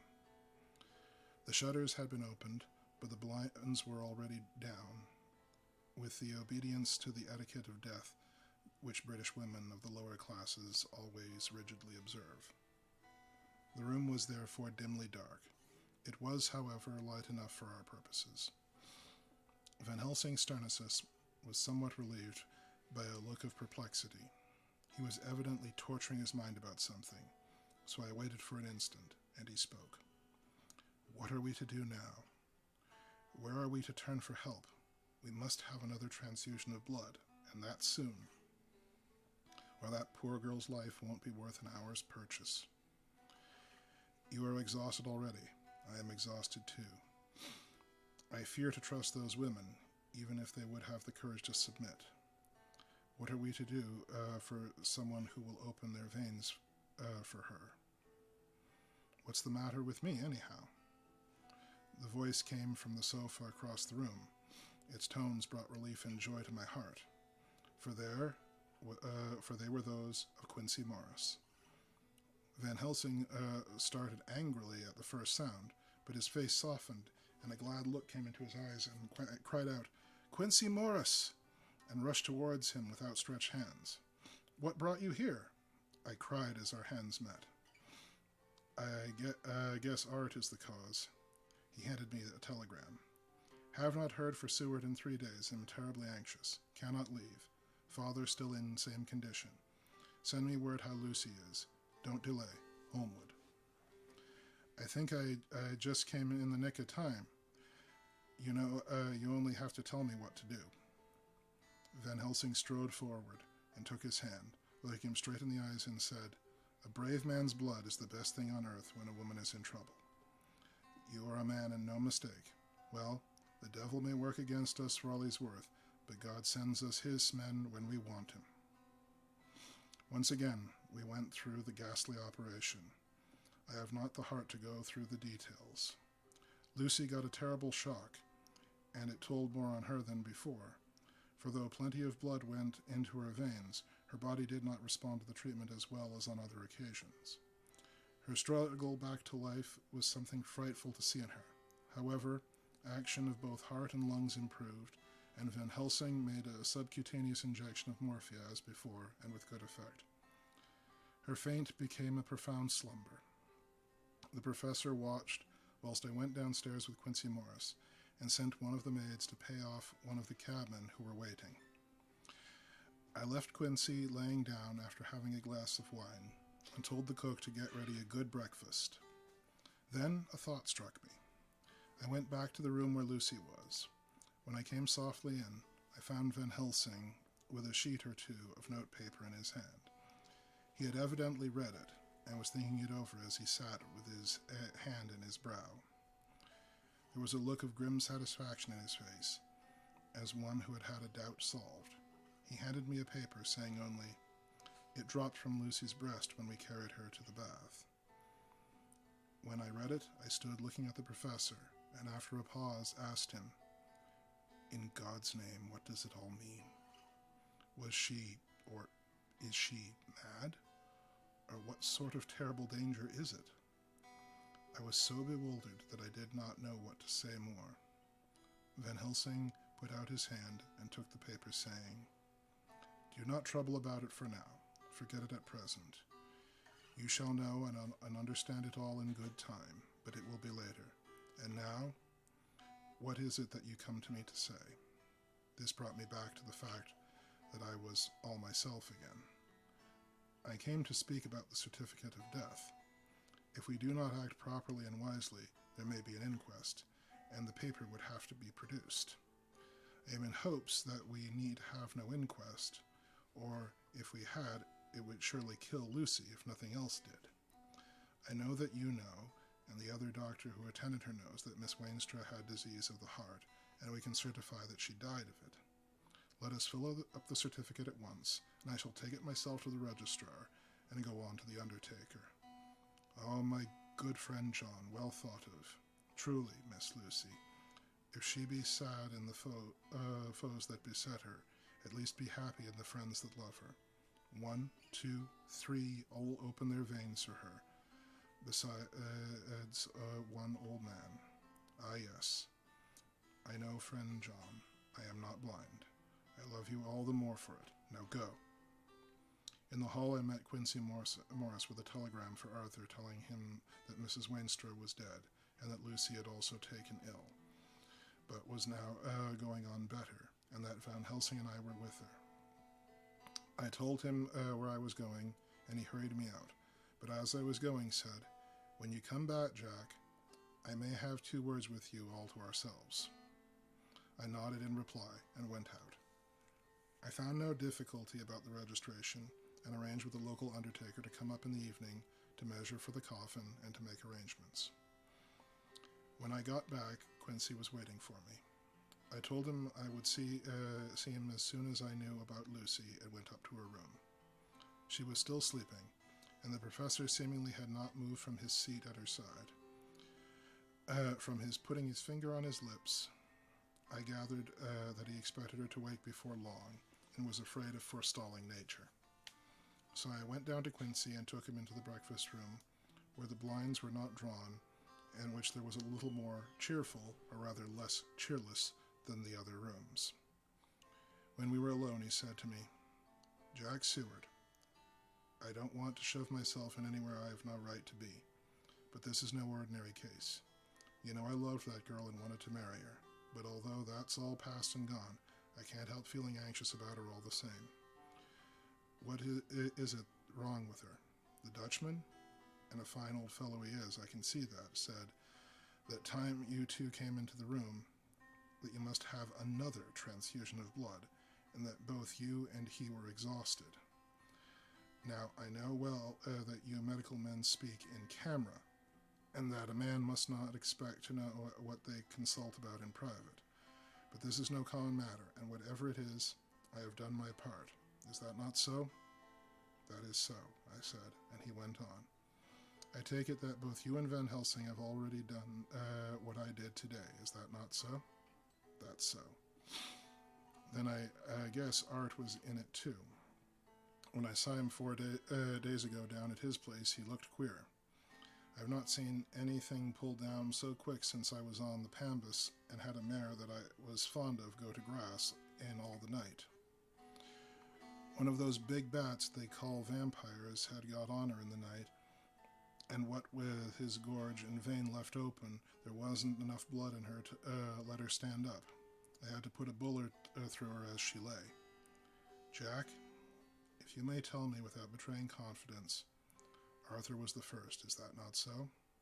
As he spoke, the poor fellow looked terribly anxious. He was in a torture of suspense regarding the woman he loved, and his utter ignorance of the terrible mystery which seemed to surround her intensified his pain. His very heart was bleeding, and it took all my manhood of him. There was a royal lot of it, too, to keep him from breaking down. I paused before answering, for I felt that I must not betray anything which the professor had wished kept secret, but already he knew so much and guessed so much that there could be no reason for not answering. So I answered with the same phrase. That's so. How long has this been going on? About 10 days.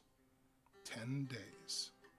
Then I guess, Jack Seward, that poor pretty creature that we all love has had put in her veins within that time the blood of 4 strong men. Man alive, her whole body wouldn't hold it. Then, coming close to me, he spoke in a fierce half-whisper. What took it out? I shook my head. That, I said, is the crux. Van Helsing is simply frantic about it, and I am at my wit's end. I can't even hazard a guess. There has been a series of little circumstances which have thrown out all our calculations as to Lucy being properly watched. But these shall not occur again. Here he will stay until all is well, or ill. Quincy held out his hand. Count me in, he said. You and the Dutchman will tell me what to do, and I'll do it. Then, she woke late in the afternoon. Lucy's first movement was to feel in her breast, and to my surprise, produced the paper which Van Helsing had given me to read. The careful professor had replaced it there where it had come from, lest on waking she should be alarmed. Her eye then lit on Van Helsing and me too, and gladdened. Then she looked around the room, and seeing where she was, shuddered. She gave a loud cry, and put her poor thin hands before her pale face, which we both understood what it meant, that she had realized to her full mother's death. So we tried what we could do to comfort her. Doubtless sympathy eased her somewhat, but she was very low in thought and spirit, and wept silently and weakly for a long time. We told her that either both of us now remain with her at all time, and that seemed to comfort her.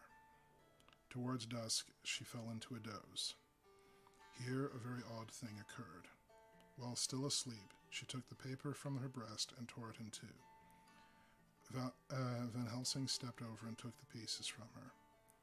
All the same, however, she went on with the action of tearing, as though the material were still in her hands. Finally, she lifted her hands and opened them as if scattering the fragments. Van Helsing seemed surprised, and his brows gathered as if in thought, but he said nothing. 19 September. All last night she slept fitfully, being always afraid to sleep, and something weaker when she woke from it. The professor and I took it in turns to watch, and we never left her for a moment unattended. Quincy Morris said nothing about his intention, but I knew that all night long he patrolled around and around the house. When the day came, its searching light showed the ravages of poor Lucy's strength. She was hardly able to turn her head, and the little nourishment which she could take seemed to do her no good. At times she slept, and both Van Helsing and I noticed the difference in her between waking and sleeping. Whilst asleep, she looked stronger, although more haggard, and her breathing was softer. Her mouth open showed the pale gums drawn back from her teeth, and which thus looked positively longer and sharper than usual. When she woke, the softness of her eyes evidently changed the expression, for she looked her own self, although a dying one. In the afternoon she asked for Arthur, and we telegraphed for him. Quincy went off to meet him at the station. When he arrived at nearly 6 o'clock, and the sun was setting full and warm, the red light streamed through the window and gave more color to her pale cheeks. When he saw her, Arthur was simply choking with emotion, and none of us could speak. In the hours that passed, the fits of sleep, or the comatose condition that passed for it, had grown more frequent, so that the pauses when conversation was possible were shortened. Arthur's presence, however, seemed to act as a stimulant. She rallied a little, and spoke to him more brightly than she had done once we arrived. She too pulled herself together, and spoke as cheerily as she could, so that the best was made for everything. It was now nearly 1 o'clock. He and Van Helsing were sitting with her. I am to relieve them in a quarter of an hour, and I am entering this on Lucy's phonograph. Until 6 o'clock they are to try to rest. I fear that tomorrow will end our watching, for the shock has been too great. The poor child cannot rally. God help us all. Letter. Mina Harker to Lucy Wainstra. Unopened. 17 December. My dearest Lucy, it seems an age since I've heard for you, or indeed since I wrote. You will pardon me. I know, for all my faults, when you have read all my budget of news. Well, I got my husband back all right. When we arrived at Exeter, there was a carriage waiting for us, and in it, though he had an attack of gout, Mr. Hawkins. He took us to his house, where there were rooms for us all nice and comfortable, and we dined together. After dinner, Mr. Hawkins said, "My dears, I want to drink to your health and prosperity, and every blessing attend you both. I know you both from children, and have, with love and pride, seen you grow up. Now I want to make your home here with me. I have left to me neither chick nor child. All are gone, and in my will I have left you everything." I cried, Lucy dear, as Jonathan and the old man clasped hands. Our evening was a very, very happy one. So here we are, installed in this beautiful old house, and from both my bedroom and the drawing room, I can see the great elms of the cathedral close, and their great black stems standing out against the old yellow stone of the cathedral, and I can hear the rooks overhead cawing and chattering and gossiping away, after the manner of rooks. And humans. I am busy, I need not tell you, arranging things in housekeeping.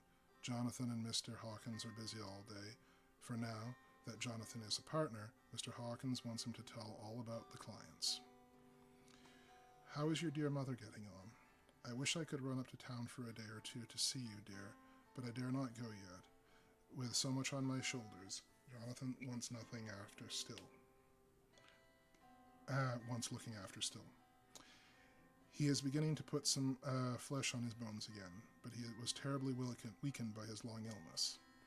Even now he sometimes starts out of his sleep in a sudden way and wakes all trembling until I can coax him back into his usual placidity. However, thank God, these occasions grow less frequent as the days go on, and they will, in time, pass away altogether, I trust. And now I have told you my news. Let me ask yours. When are you to be married? And where? And who is to perform the ceremony? And what are you to wear? Is it to be public or a private wedding? Tell me all about it, dear. Tell me all about everything, for there is nothing which interests you as much that is not dear to me. Jonathan asks me to send his respectful duty, but I do not think that is good enough from the junior partner of the important firm of Hawkins and Harker. And so, as you love me, and he loves me, and I love you both with all the moods and tenses of the verb. I send you simply his love instead. Bye-bye, my dearest Lucy, and all blessings on you. Yours, Mina Harker. Report from Patrick Hennessy, MD, MRC, CSL, KQ, CPI, etc., to John Seward, MD. 20 September. My dear sir, in accordance with your wishes, I enclose report of the conditions of everything left in my charge. With regard to patient Renfield, there is more to say. He has had another outbreak, which might have had a dreadful ending, but which, as it fortunately happened, was unattended with any unhappy results. This afternoon, a carrier's cart with 2 men made a call at the empty house whose grounds abut on ours, the house to which you will remember the patient twice ran away. The man stopped at our gate to ask the porter their way, as they were strangers. I was myself looking out the study window, having a smoke after dinner, and saw one of them come up to the house. As he passed the window of Renfield's room, the patient began to rate him from within, and called him all foul names he could lay his tongue to. The man, who seemed a decent fellow, contented himself by telling him to shut up for a foul-mouthed beggar, whereupon our man accused him of robbing him and wanting to murder him, and said that he would hinder him if he were to swing for it. I opened the window and sighed to the man not to notice.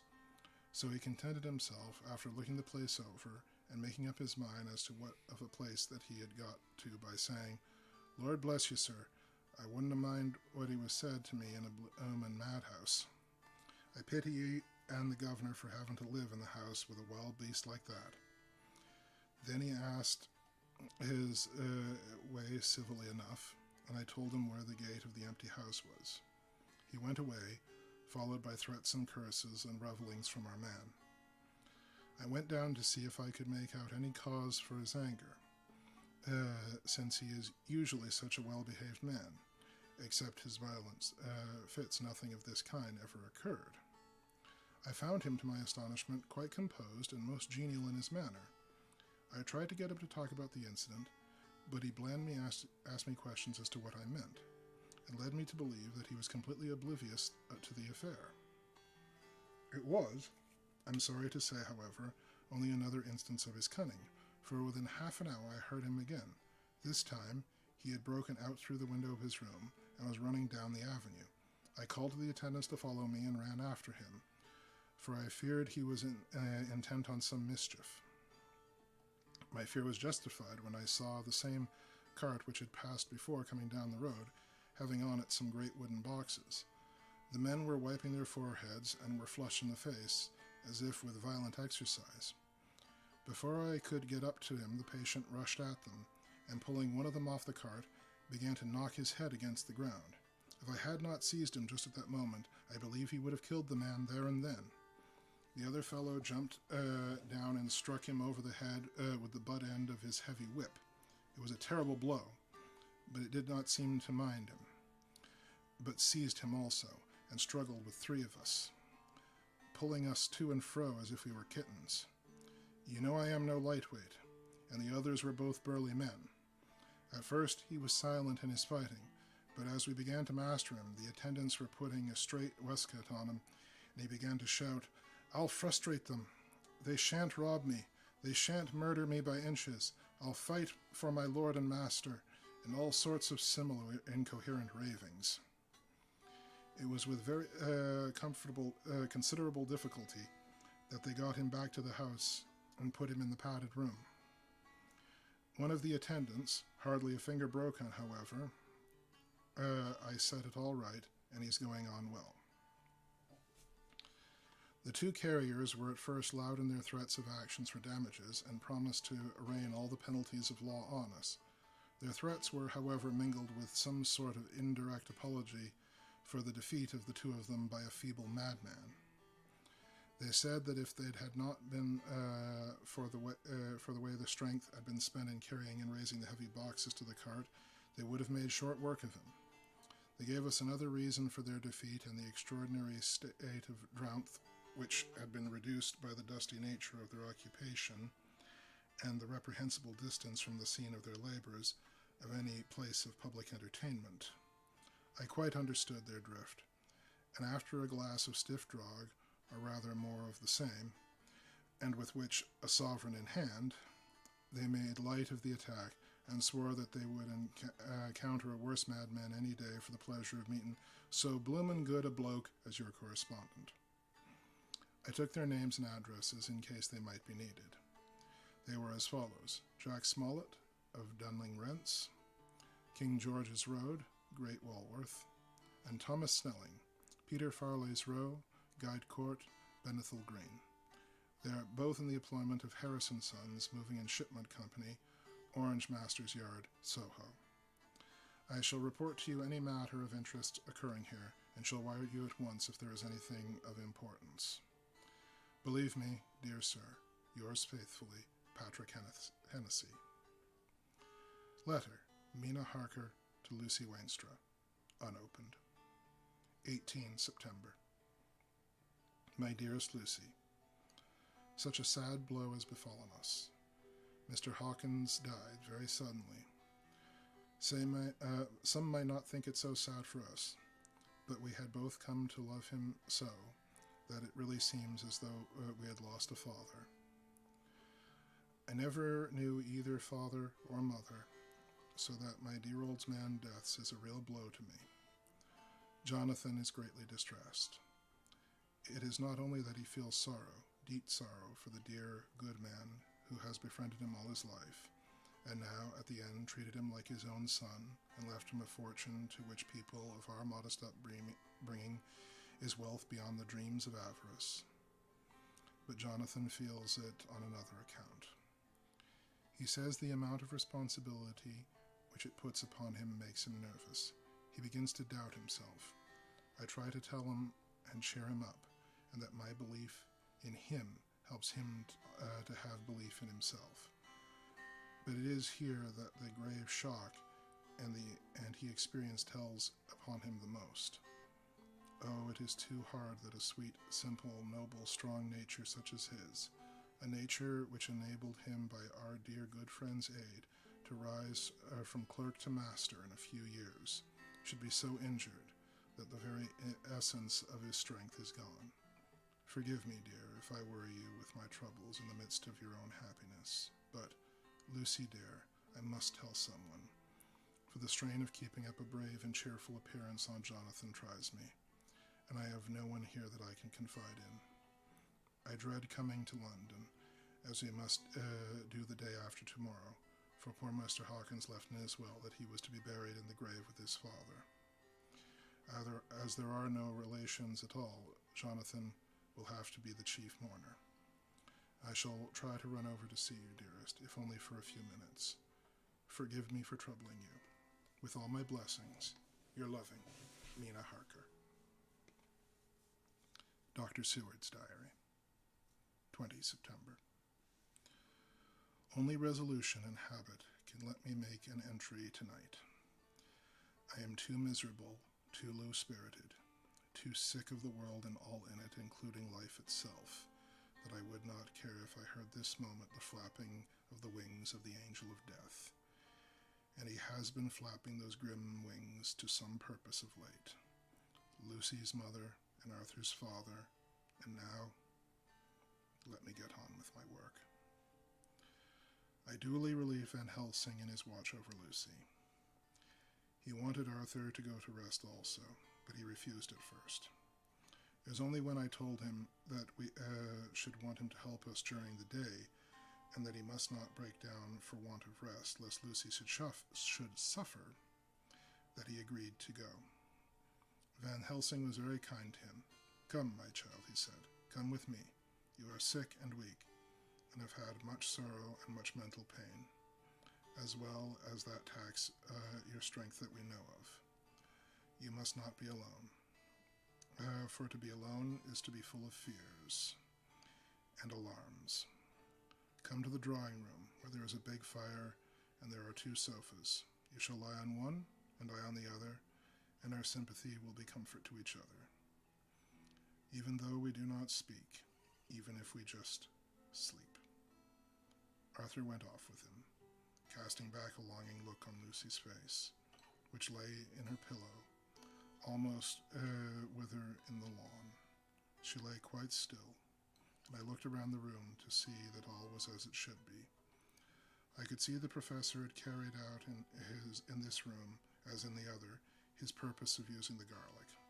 The whole of the window sashes reeked with it, and round Lucy's neck, over the handkerchief which Van Helsing had made her keep on, was a rough chaplet of some odorous flowers. Lucy was breathing somewhat seriously, and her face was at its worst, for her open mouth showed the pale gums. Her teeth, in the dim, uncertain light, seemed longer and sharper than they had been in the morning. In particular, by some trick of the light, the canine teeth looked longer and sharper than the rest. I sat down by her, and presently she moved uneasily. At the same moment there came a sort of dull flapping or buffeting at the window. I went over to it softly, and peeped out the corner of the blind.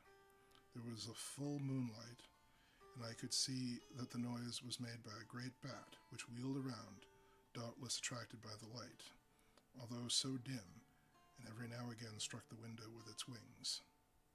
When I came back to my seat, I found that Lucy had moved slightly, and had torn away the garlic flowers from her throat.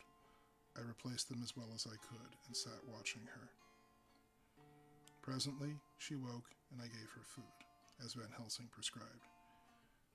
She took but a little, and that languidly. There did not seem to be here now the unconscious struggle for life and strength that had hitherto marked her illness. It struck me as curious that the moment she became conscious, she pressed the garlic flowers close to her. It was certainly odd that whenever she got into that lethargic state, with the strenuous breathing, that she put the flowers from her.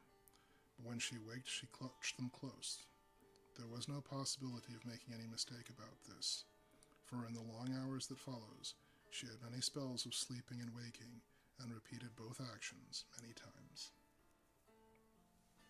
At 6 o'clock, Van Helsing came to relieve me. Arthur had fallen into a doze, and he mercifully let him sleep on. When he saw Lucy's face, I could hear the hissing indraw of his breath, and he said to me in a sharp whisper, "Draw up the blind. I want light." He then bent down, and with his face almost touching Lucy, examined her carefully. He removed the flowers and lifted the silk handkerchief from her throat. As he did so, he started back, and I could hear his adulation, "Mein Gott!" as he smothered his own throat. I bent over and looked too, and noticed some queer chill came over me. The wounds on her throat had absolutely disappeared. For fully 5 minutes, Van Helsing stood staring at her, with his face at its sternest. Then he turned to me and said calmly, "She is dying. It will not be long now. It will be much difference, mark me, whether she dies conscious or in his sleep. Wake that poor boy, and let him come and see the last. He trusts us, and we have promised him." I went to the dining room and waked him. He was dazed for a moment, but when he saw the sunlight streaming through the edges of the shutters, he thought he was late, and expressed his fear. I assured him that Lucy was still asleep, but told him as gently as I could that both Van Helsing and I feared the end was near. He covered his face in his hands, and slid down on his knees by the sofa, where he remained, perhaps a minute, with his head buried, praying, whilst his shoulders shook in grief. I took him by the hand and raised him up. "Come," I said, "my dear old fellow, summon your fortitude. It will be best and easiest for her." When we came into Lucy's room, I could see that Van Helsing had, with his usual forethought, been putting matters straight and making everything look as pleasing as possible. He had even brushed Lucy's hair, so that it lay on the pillow in the usual shiny ripples. When we came into the room, she opened her eyes, and seeing him, whispered softly, "Arthur." "Oh, my love, I'm so glad you come." He was stooping to kiss her when Van Helsing motioned him back. "No," he whispered, "not yet. Hold her hand. It will comfort her more." So Arthur took her hand and knelt beside her, and she looked her best, with all the soft lines matching the angelic beauty of her eyes. Then gradually her eyes closed, and she sank to sleep. For a little bit her breast heaved softly, and her breath came and went like a tired child's. And then, insensibly, there came the strange change that I had noticed in the night. Her breathing grew more strenuous. The mouth opened, and the pale gums drawn back made the teeth look longer and sharper than ever. In a sort of sleep-waking, vague, unconscious way she opened her eyes, which were now dull and hard at once, and in a soft, voluminous voice, such as I had never heard from her lips. "Arthur, oh my love, I'm so glad you have come. Kiss me." Arthur bent eagerly over to kiss her, but at that instant Van Helsing, who, like me, had been startled by her voice, swooped upon him, catching him back by the neck with both hands, dragged him away with a fury of strength which I never thought he could have possessed, and actually hurled him across the room. "Not for your life," he said, "not for your living soul and hers," and he stood between them like a lion at bay. Arthur was so taken aback that he did not for a moment know what to say, and before any impulse of violence could seize him, he realized the place and the occasion, and stood silent, waiting. I kept my eyes fixed on Lucy, as did Van Helsing, and we saw a spasm of rage flit like a shadow over her face. The sharp teeth champed together, then her eyes closed, and she breathed heavily. Very shortly after, she opened her eyes in all their softness, and putting out her poor, pale, thin hand, took Van Helsing's great brown one. Drawing it to her, she kissed it. "My true friend," she said, in a faint voice, but with untellable pathos. "My true friend and his. Oh, guard him, and give him my peace." "I swear it," he said solemnly, kneeling beside her and holding her hand, as one who registers an oath. Then he turned to Arthur and said to him, "Come, my child, take her hand in yours, and kiss her on the forehead, and only once." Their eyes met instead of their lips, and so they parted. Lucy's eyes closed, and Van Helsing, who had been watching closely, took Arthur's arm and drew it away. Then Lucy's breathing became more strenuous again, and all at once it ceased. "It is all over," said Van Helsing. "She is dead." I took Arthur by the arm and led him away to the drawing room, where he sat down and covered his face with his hands, sobbing in a way that nearly broke me down to see. I went back to the room and found Van Helsing at poor Lucy. His face was sterner than ever. Some change had come over her body. Death had given back part of her beauty, but her brow and cheeks had recovered some of their flowing lines. Even the lips had lost their deathly pallor. It was as if the blood, no longer needed for the working of the heart, had gone to make the harshness of death as little rude as might be. We thought her dying whilst she slept, and sleeping when she died. I stood beside Van Helsing and said, "Ah, well, poor girl, there is peace for her at last. It is the end." He turned to me and said with grave solemnity, "No, alas, not so. It is only the beginning." When I asked what he meant, he shook his head and answered, "We can do nothing as yet. Wait and see." And with that, folks, brings us to the end of Chapter 12 and to tonight's broadcast. I want to take a moment again to thank our listeners for tuning in. Hope that this has been a compelling read. I know I'm actually getting quite caught up in it as we're going along. I want to give an extra special thank you to our ever-skillful minstrel, Ryan. Yeah, things are getting creepy. I get it, man. I get it. Okay. And I'll remind you again that we'll be bringing you our next reading on Thursday at 5:30 Eastern Time, and that Noah will be having his Let's Play tomorrow at 1 o'clock Eastern Time. Until then, folks, stay safe, stay healthy. Until then, have a good night.